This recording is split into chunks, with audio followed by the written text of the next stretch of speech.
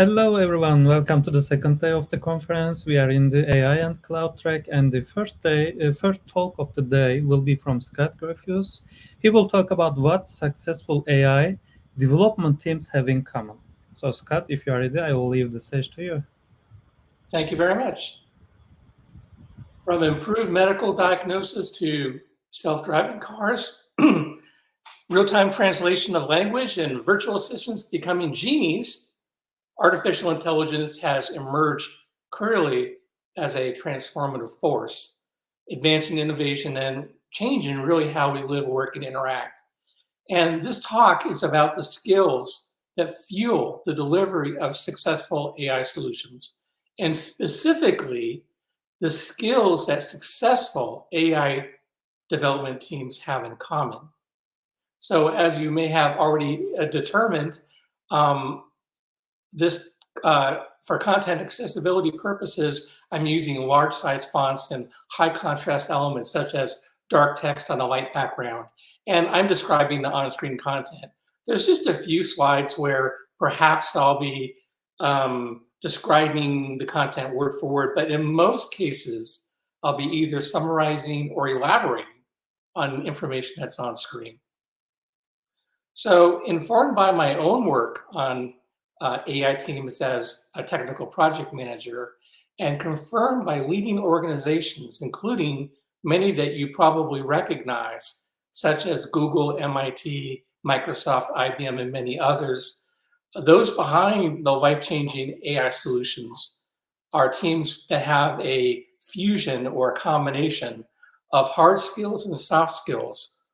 Hard skills are often referred to as technical skills or technology skills. Soft skills are sometimes called people skills or interpersonal skills or critical soft skills. So, as I mentioned a moment ago, the information on screen is relatively large for content accessibility purposes. Here, it's possible that you can't make out the detail.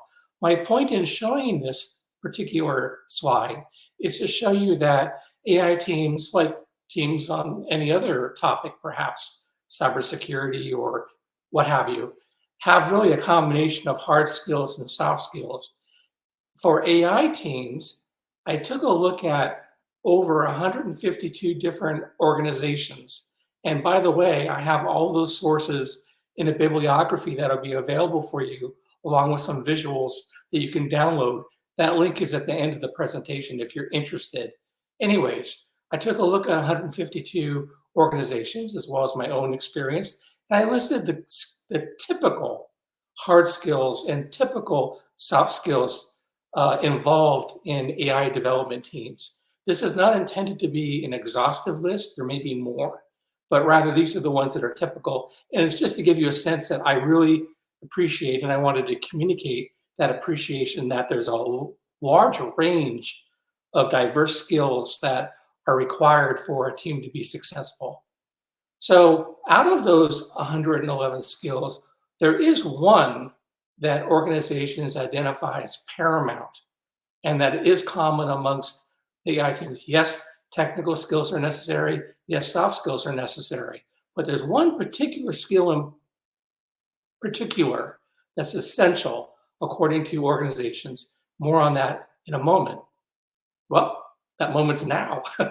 So first I thought it would be more interesting to have some of the organizations, the leading organizations that you're already likely familiar with, kind of introduce this concept or this point I'm trying to make rather about hard skills, soft skills, and what's essential for successful AI development teams. Here's what Google has to say. There's a demand for a broader set of technical and soft skills when talking about AI development. By the way, this is one of those 152 I mentioned. This is in the bibliography if you want that. Here's what Intel has to say. Non-technical skills, this would be soft skills. Non-technical skills eat technical skills for breakfast. And rounding out the points made by leading organizations on the sort of the technical skills versus the soft skills point, Samsung says that soft skills are the most valuable for the enterprise and the hardest to find. So that probably gives you a clue that we're right now, for purposes of this presentation at least, focusing in on the soft skills. So what within the soft skills is the one particular skill? So because there's many. Well, here, MIT says competencies like teamwork are crucial. And by the way, for purposes of this presentation, the terms teamwork, team building, team dynamics, team tradecraft, and similar can be used interchangeably, again, within the context of this presentation. So that's what MIT has to say. Here's what Microsoft says when talking about development and including AI development. Don't underestimate the power of a team dynamic. Your product becomes the result of it. And rounding it out, IBM says the team is a key driver of a successful AI project. So within the skills of technical skills and soft skills, these organizations have focused in on soft skills, and within soft skills, they focused even further in on teamwork, team dynamics, team performance, team development, in similar terms. So this talk does dive into team development, probably no surprise. And that is the skill that's common among successful AI teams. So this talk is designed to deliver information you can use. It's possible that some of it, you may have seen versions of it before. If that's the case, I'm hoping that you'll find this to be a fresh take on the topic and a refresher as well. So this is based on the science of high-performing teams. And when I say science, I mean the studies and the articles that are all contained in the bibliography, the 152 sources in the bibliography that this presentation is built on. So here's the objectives for this talk. First is, at the end, you should understand that a confluence or a mix of skills, including and notably team development, are crucial.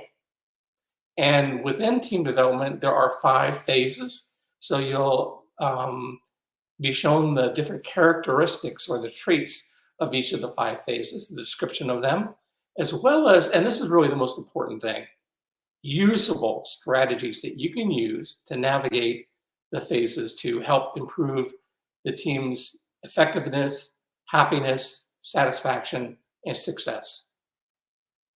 So here's the agenda, how this talk is structured. First is the introduction, objectives, and agenda, and in a few seconds we'll be done with that. Some about information about me as it relates to this talk, under a minute. The main portion of this presentation is talking about the 5 phases of team development as it relates to development and specifically AI teams. And then a quick conclusion, takeaway, wrap-up feedback at the end. And before I move on, there's a chance that this presentation may run up close to the end of the time. It won't run over, but it might run up close to the end of the time. If it does, and if you do have a question, there will be information at the end of this presentation, as well as information on the conference website, so that you can contact me, whether it's LinkedIn or email, what have you. I am happy to take your questions if there's time during the conference, as well as after the conference. So here's some information about me in under a minute that relates to this talk. So there I am, and I am an Agile project management practitioner, consultant, trainer, author, and speaker. And I focus on technical project management. Of late, it's been video game development and AI development. And I am the founder of Exceptional Agility and have some professional technical credentials.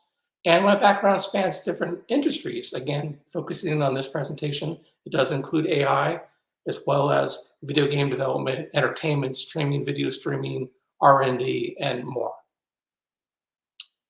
And my work has taken me across 25 countries, including virtual and in-person presentations. Those are the 25 countries I've worked with or have worked with client organizations in. And contents from my books, which are 2, and workshops and other information and content has been used by a range of organizations. Here are just some, and of these I'll highlight maybe 2 or 3. Microsoft, MIT, Yale University, and many others. So there we go. On to the 5 phases of team development. So in 1965, I got ahead of myself. Dr. Bruce Wayne Tuckman, who has a doctorate in psychology from Princeton University,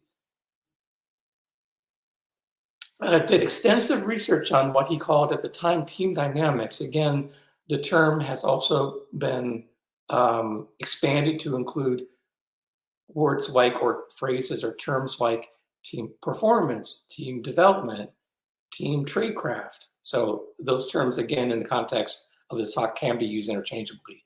So he did extensive research and published his model in 1965. And that model, and because it was way back in 1965, I think it's important to mention that that model still remains very relevant and beneficial today. I'll give you a few examples of that. This talk does draw from my own firsthand real-world experience with AI teams, and it is supported by research recommendations and endorsements from a range of organizations. All of these are, and their citations, are in the bibliography. Again, if you'd like that, it'll be at the end of this presentation as a link. I'll mention just a few of them. Again, there's a total of 152. So this just kind of gives you a sample of the different sources that go into this presentation. Google, Gartner, IEEE, MIT, GitLab, the list goes on and on. And to underscore the continuing and current relevance and value of the model, this talk, again, has 152 sources, and many of them were published in the last 10 years. And I'll say further that of those many that were published in the last 10 years, you'll find some of them were published actually in the last year or two. So to introduce a model like team development, for example, I have found, and the feedback I've received from presentations, is that interesting, unique visuals and practical examples are very helpful and maybe even essential. So that's what I've done. At least as it pertains to this talk, clip art just does not work. No clip art, no stock photos, no generic content. For this presentation, it just does not work. So here's a visual, a custom visual that I created that gives sort of the big picture of the phases of team development. I want to mention before going to that slide that at the top of this talk, I mentioned that it's important for content accessibility, that the fonts are relatively large for readability and accessibility, and so on. In the case of this, you won't be able to make out the detail on this slide. I have it here. We'll be zooming in on it, though, in just a moment. I have it here kind of to give you the overall layout, and then we'll kind of zoom into the content, and the font will be larger, and you'll be able to make it out. So I just wanted to call out that there is a graph at the top, and that graph shows how performance varies across different phases of team development. So there's forming, storming, norming, performing, and adjourning. Those are the columns. And within the 5 columns, the first row are the characteristics. These are sort of the behaviors or what you typically see in teams in the respective phase. And if you're new to this, it can, or if you're not sure, it can almost be used as sort of a diagnostic, a helpful tool to assess where the team is, if it isn't obvious. And then below that are the most important thing, once you know where the team is, the strategies. These are the things that you, or maybe a colleague, it can be anyone, it can be, it depends on your organization and your kind of your project and sort of your software development model and so on. It could be a scrum master, it could be an agile coach, it could be a technical project manager, it could be a team lead, a DevOps lead, it can just be a team member. So it doesn't matter who is doing these things, applying these strategies. These strategies help the team move, advance, and improve, which means in most cases moving on to the next phase, to the right, going from left to right. Also, I want to mention that this model is agnostic with regards to the types of development model that you have. So whether you're agile and you have Kanban, or you have Scrum, or you have a sort of a waterfall, or you have a hybrid. It applies to all those different scenarios and situations. So to review each of the phases of team development, I wanted to come up with something that was a little bit on the fun side and relatively close to the year that this model was initially published, again, 1965. I didn't find anything in that year that could really be incorporated into this presentation that made sense and that I thought was helpful. But a few years after that, in 1969, these characters were introduced. Now, this is the recent Lego incarnation of these characters, but these characters were introduced in 1969. So this is my photo of these collectible characters, which are more expensive than I'll say. But and I have them along with the visual you saw a moment ago as we go through the 5 phases of team development. So this represents a team. You have to pretend like the dog is a person, I suppose. I think in one of the cartoons he talks, so it's good enough for me. And now each of the 5 phases of team development in detail. So first up is forming.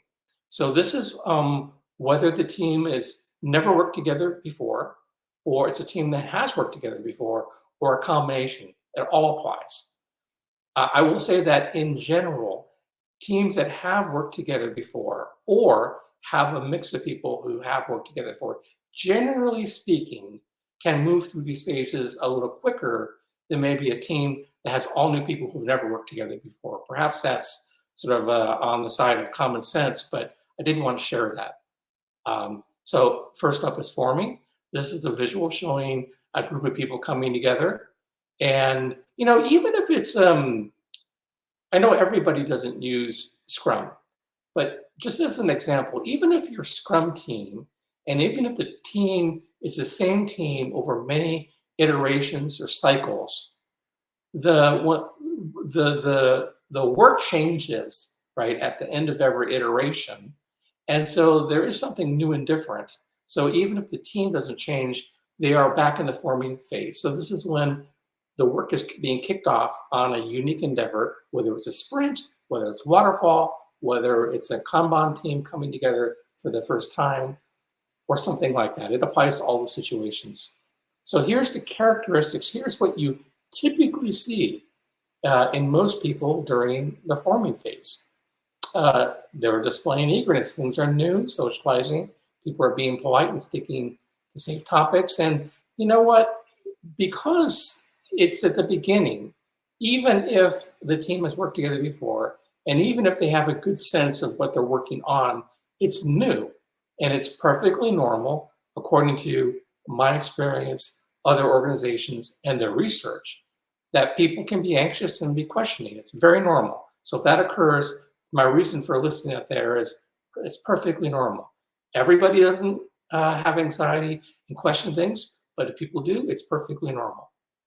And then here are the strategies, the things that you can actually do to help the team grow and advance. And I'll mention up front that before I even start, that these strategies you'll see, many of them you may find, I mean, I'll speak for myself. Many of them I initially found to be sort of just good ideas and common sense. The reason that they're listed here is because the literature has validated that these are the particular strategies that are particularly powerful and helpful in the respective phase. So that's why they're listed here. So anyways, taking the lead, whoever that person is, being very visible. When I say whoever that person is, Scrum Master, Technical Project Manager, Team Lead, DevOps Lead, Agile Coach, whoever the person is that's sort of taking that role within the team in your organization is really being very visible. This is not a time to be in the background, right?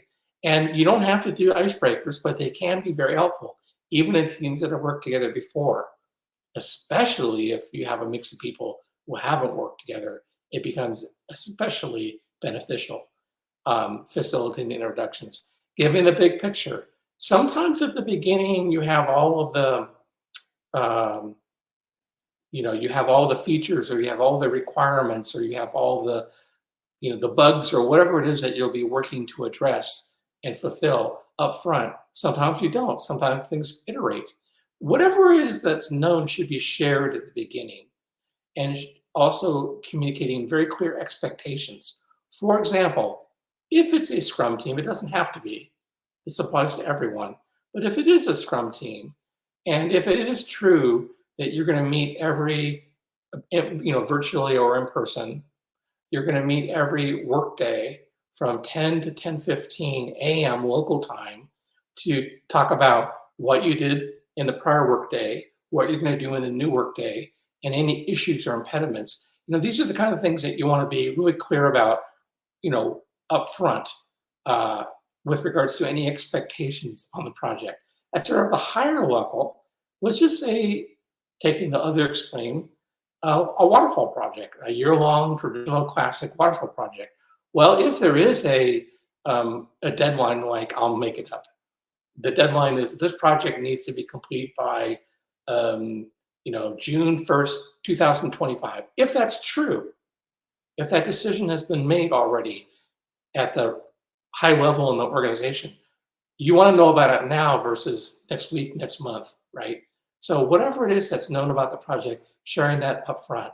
And then lastly on this list here for forming, ensuring response times are quick. So if there's questions, issues, or concerns, addressing them and handling them as quickly as possible is probably a good idea for any phase, but for forming, absolutely, it's essential. And then that brings us on to storming, the next phase. So when teams will move from left to right. There are some cases, I'll mention it very briefly now, where maybe the team will move from right to left, but that would be perhaps, let's say the team is at the highest level of performing, which we're not there yet. And let's say that some people leave the team and no new team members join the team. That may or may not be a reason for the team to revert back to, sort of unconsciously, right? But revert back to the forming phase. But normally things move from left to right. So here we are in the storming phase. And this is a sort of a visual depiction of what that might look like. And here we have the characteristics. There can be resistance and lack of participation, which may or may not be related to differences of opinions. Irregardless, is that the right word? Even ignoring sort of the formal hierarchy of the organization, ignoring titles, people might be sort of jockeying for a position, if you will, with regards to this project team. Some of the sort of the competitiveness comes out, and there can be high emotions. So if these things occur, it's normal. It's absolutely normal. By the way, there's no fixed duration on how long these phases last.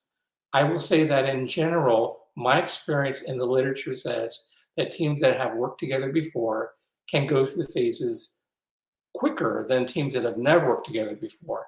That's just sort of a generalization, though. There can be clearly exceptions to that. So here's what you can do to get out of storming and into the next phase, which is norming, and that's the second highest level of performance. Here are the strategies to help the team grow and advance. So requesting and encouraging feedback. So here's what I mean by that, and here's what the literature really reinforces, the studies.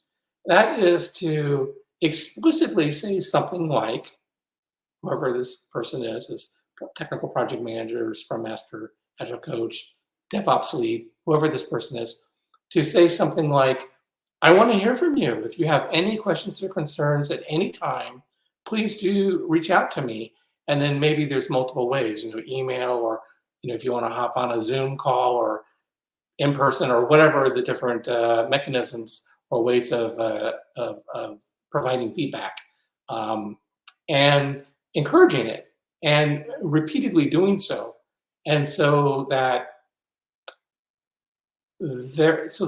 problems, large and small, are encouraged to be surfaced as quickly as and addressed as quickly as possible. So that really is sort of a roundabout way of that second bullet point of identifying issues and facilitating their resolution. Building trust by, I'm going to jump to the last bullet point, building trust by honoring commitments. So trust is such an important and powerful topic unto itself. And there are so many excellent books out there on trust. I will tell you what my experience and the literature says about trust with regards to the phases of team development. This is how you can build trust in most cases, in most teams. And that is honoring commitments. So if you see, for example, I'm going to go back to that Scrum team example.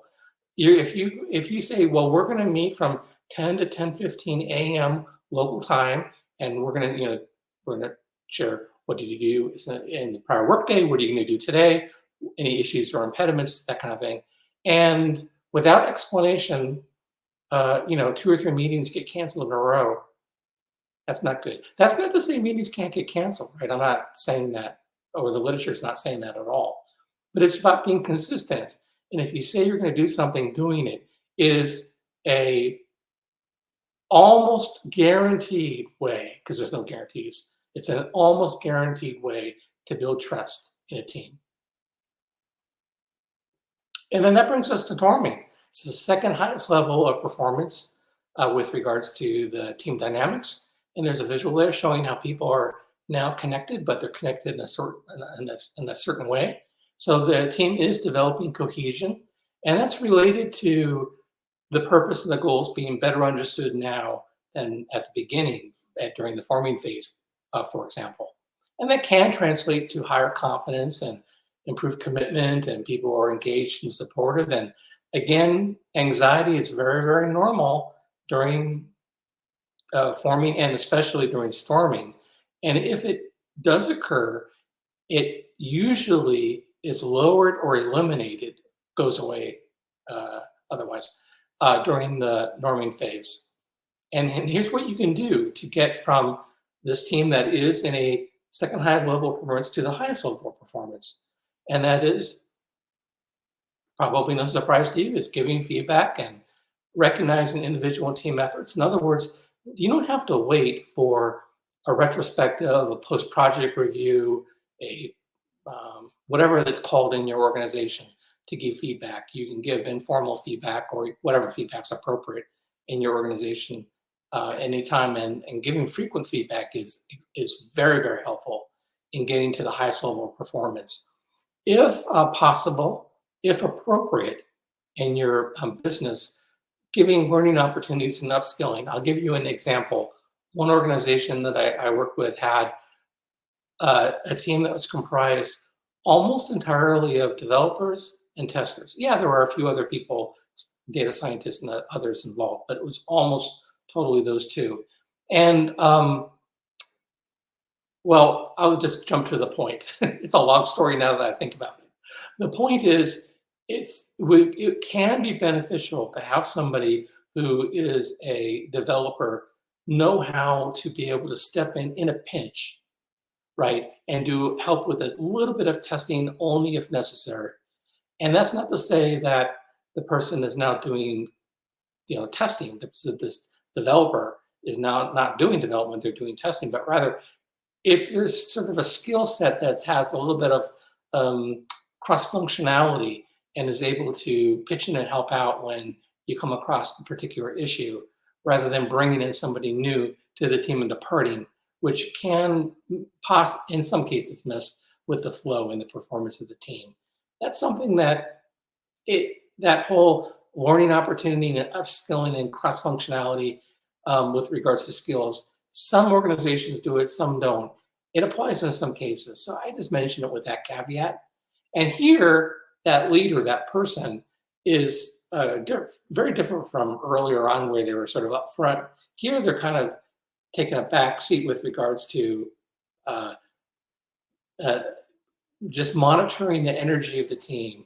And they are letting the team make their own decisions. Well, I'm really getting ahead of myself because that brings us to forming. And those are some examples really of this phase, more so than norming. Here, a very different visual showing how people are even more interconnected during the performing phase. So it's not a formal hierarchy where there's everybody sort of reporting to one person. Yeah, there may be a formal lead, but there is interdependence and self-management, also known as self-organization, that occurs, regardless of whether they're agile or not, even in non-agile organizations. Self-organization. High motivation, trust, and empathy. Individuals deferring to the greater team needs is rather common, something that you see during this phase. And obviously, because it is the highest level of performance, they're producing the deliverables effectively and consistently and with a high level of quality as well. And then here are the strategies to help the team grow and advance. Well, I already mentioned that this is the highest level of performance. So why, you might ask, am I talking about strategies to help the team grow and advance? Well, this is an active, open, ongoing phase right now. It's not complete yet. So this is really about keeping the momentum, keeping things moving along. And so here you have guiding from the side or minimal intervention, sort of similar to what was mentioned during the norming phase. Highlighting successes, very similar to what was mentioned earlier. And here, the team may already be doing this third bullet point. If they're not, you're going to encourage them to do this, and that's collective decision-making and problem solving. This goes a real long ways to keeping the momentum of this highest level of performance going with the team. And then that brings us to adjourning. And adjourning is the final phase, and the team disbands if appropriate. Even in a Scrum environment, the team may not necessarily leave, but the work is done, and then they get a different batch of work from the product backlog, using the example of a Scrum team. So here you have adjourning, and I want to mention that earlier I said that Dr. Bruce Wayne Tuckman's model was published in 1965, and that's true. That was forming, storming, norming, and performing. However, Dr. Tuckman, along with his colleague, Mary Ann C. Jensen, found adjourning to be so important that Dr. Tuckman updated his own model in 1977. So if you were to Google some of the keywords of what's been presented so far, you will find some results that talk about the 4 phases, but that's not really the case. Back in 1977, again, Tuckman updated his model. So his model really is 5 phases. It's not 4 phases. Adjourning is what Tuckman calls it, so that's what I call it. Sometimes you'll see people call it the transitioning phase or the mourning phase. And the reason sometimes it's called the mourning phase is there can be sadness, and I'll give you an example. I'll give sort of more of an extreme example just to make the point, although it applies in other cases as well. Let's say it's a team that hasn't worked together before, and let's say it's a classic waterfall project. Not as many of those nowadays, but they still happen. And let's say it's 100 people, and around the world, and they've never worked, and they brought together and they worked on this thing full time, and it was a big success, and it fulfilled the strategic objectives for the company, and everyone, the customers love it, and the employees love it, and it was a big success. And now it's all done, and people go back to sort of their home roles and departments, And so, especially in people who have worked in teams before, but even in people who have worked in teams before, there can be sadness, and the literature says that. I've seen it. It's not terribly common, but it does occur. And if it occurs, because of that, I wanted to call that out. And there are some things you can do to help with regards to that. And then I have on the last bullet point, temporary teams disband. That would be the example I just gave you. So here are the strategies to help the team grow. And really, the longer version of that phrase on the slide is strategies to help the individuals on the team overall, and the company grow. And that would be, first of all, communicating the change, to be very explicit with the team about, it could be, again, the project manager, it can be the agile coach, it can be the scrum master, whoever that person is making this communication, talking about how the objectives of this endeavor were fulfilled, and wherever, what's going to happen with the team, and explicitly talking about people returning to their departments, letting people not guess about what's going to happen. All right, being very clear. And you don't have to wait till this point to share that information. But if it isn't, it needs to be shared now at the latest. And even if it was shared earlier, you probably want to reshare it now. Some organizations, you don't have to do this, depending on the type of the project and the size and scope and impact. Maybe there's a thank you from the CEO of the company, or the chief technology officer, or the head of marketing, or whatever. There may be somebody outside the team who is expressing appreciation and also maybe communicating the change. But this is when you have something that some organizations call a retrospective, others call it a post-project review or a lessons learned session. And that's where you're doing sort of an overall team evaluation. And the point here is what went well, what didn't go well, what will we change going forward, or versions of those questions, right? And the point is that if that learning can be implemented into the organization has a competitive advantage for the next time the company does this sort of project, or maybe even a project that has aspects similar to this project, that the company will be growing and improving by doing that. Also, there's individual recognition and the collective team with regards to its achievements. And, depending on the company and the culture and other factors, there can be a party. It can be a virtual party. It can be an in-person party.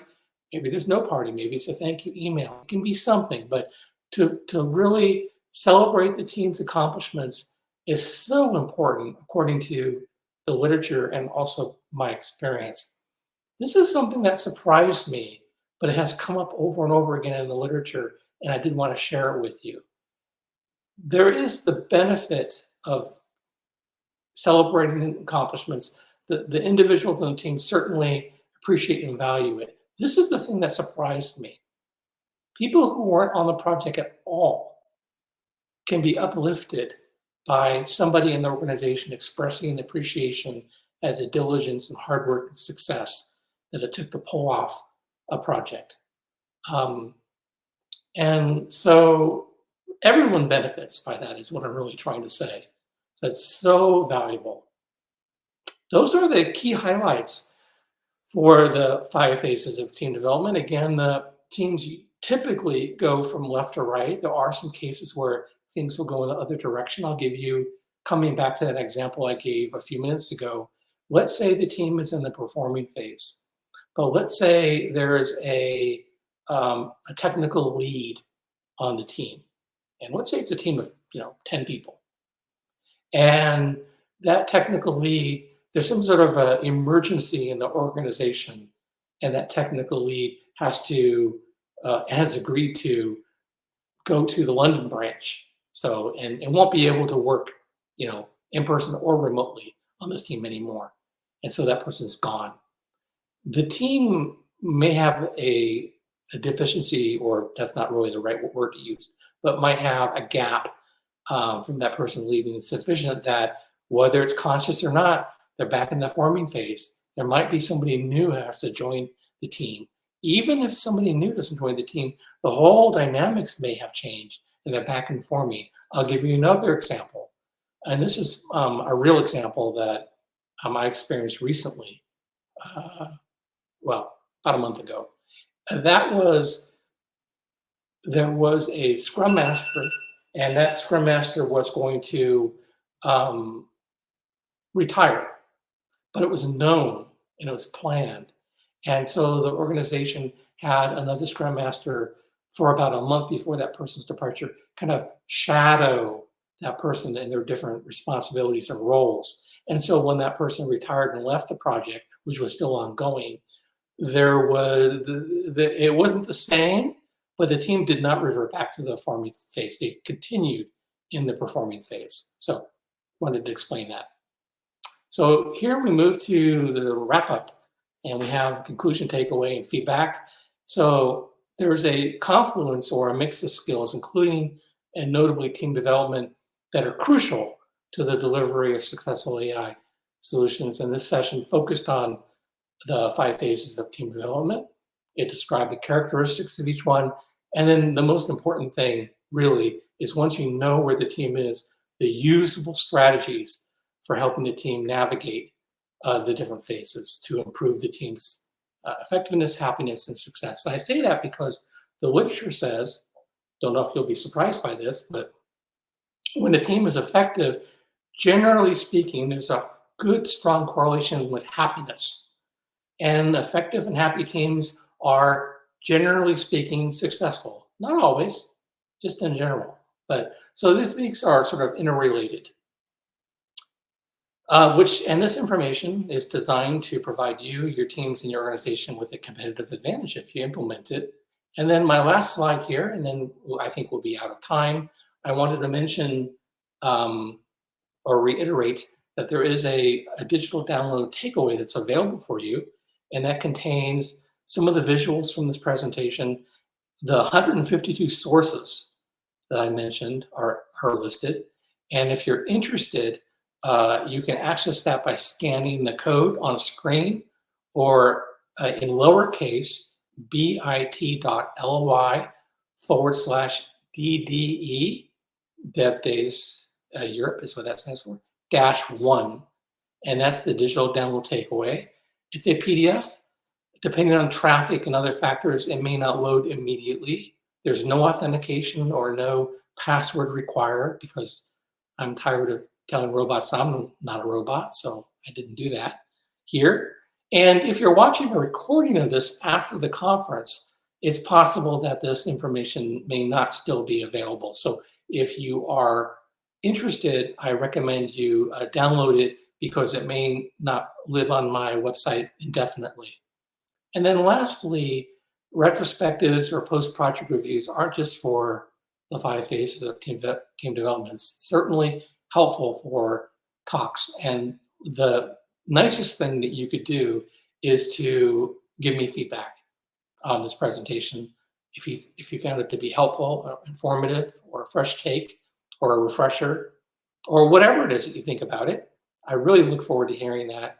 You can give me feedback by scanning that code, or going, and can in lowercase, it's bit.ly/YES-7. With regards to feedback, I deliberately kept it very, very short. I believe it's just 3 questions: name, email, and what did you think? If you are willing to give feedback, I want to thank you in advance for doing so. When you hit the submit button on feedback, there's a very short thank you message from me, and there's links to my LinkedIn and Facebook and website and so on. So that's one way you have my contact information. You also have my contact information from the website. And then lastly, if you go to my personal website, scottgraffius.com, you'll see at the top of, or towards the top of my website, you'll see the links to my different social media channels. And I look forward to your comments or questions and feedback. Because we're really short on time, I'm going to wrap up now, and maybe we can hold on this slide for just a few more seconds for people, and then I think we need to wrap it up. If you have any questions or feedback, I look forward to hearing from you. I will mention up front that I get most of my questions after the conference, so don't be shy. If you want to give me your question later, or over email or other means, or you're watching a recording of this session, do feel free to contact me, and I'll be sure to respond back. Thanks a lot for Scott for the excellent talk. And we indeed are in our last minute for the time reserved for us. But I'm still checking the Q&A session. As of now, we don't have any. But as Scott reminded, please reach out to him.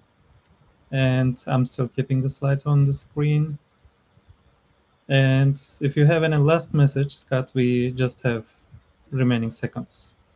Yeah, I will say thank you for that. I will say I was sharing with the conference organizers before this talk that it's very common for my talks to have most, and in some cases, all the questions come later after the event. I think Sometimes people don't want to ask a question publicly, is my guess.